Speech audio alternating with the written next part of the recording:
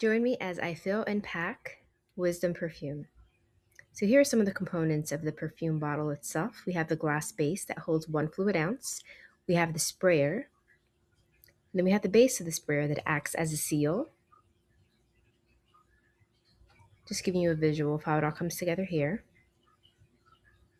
Now to get it together, to do it by hand is incredibly challenging. I don't have enough strength. So I have this amazing machine that I found online that's going to help do that for me. Because week one, I was doing it manually and girlfriend was struggling. But now I have this machine here and it's been such a breeze. So essentially I put it on the plate, I align everything, take a little peek to make sure it's all going. There we go. I lock the machine in place and then there's a lever that you can't see on camera that I'm pulling downward that applies a ton of pressure. Let me zoom in real quick so you can see what's going on here.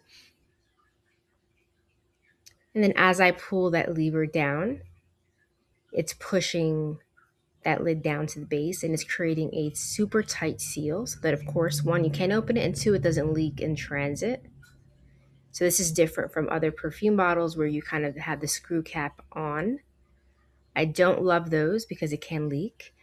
A shout out to my husband. He created this white thingamabob for me. Don't know really what it's called, but he 3D printed it for me and it helps me hold the perfume in place, which is amazing. And it allows me to put the labels on without it rolling all over the table.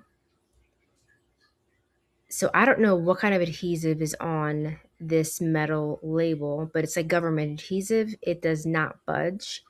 So this part is tricky because once I put it in, it is not moving. I've tried to remove it after the fact and it's not coming off, which is great. But you really only have one opportunity to get it right the first time. And that's what you see here. And then, of course, I'm going to top that off with the lid. I do love these bottles. I just love how they came together. And then I go ahead and I repeat this process depending on how many bottles I'm trying to achieve or how many orders I have to fulfill. And here are a few that I've completed so far. After that, the next step is to put everything in its box. There's this inner cardboard you see here, that white one. It's thick so that it helps prevent the bottle from cracking in transit, and it just gives it a little bit more cushion and support. I put that inside of the outer box. And of course, the first try, I did it right here. Look at that. Wrong direction. I need to align this. My OCD won't allow for it. There we go. That's perfect. Now I go ahead and grab the bottle. I wipe it down with a microfiber glass. I try to avoid touching the top just so that there's no fingerprints and you get it in pristine condition. So this is one. And then I'll continue this process and pump out as many as I need. I try to do X number in advance and have it on the shelf. But for the most part, many of these I am making as orders come in so that you have a fresh product that's not something that's just sitting there for weeks or months at a time.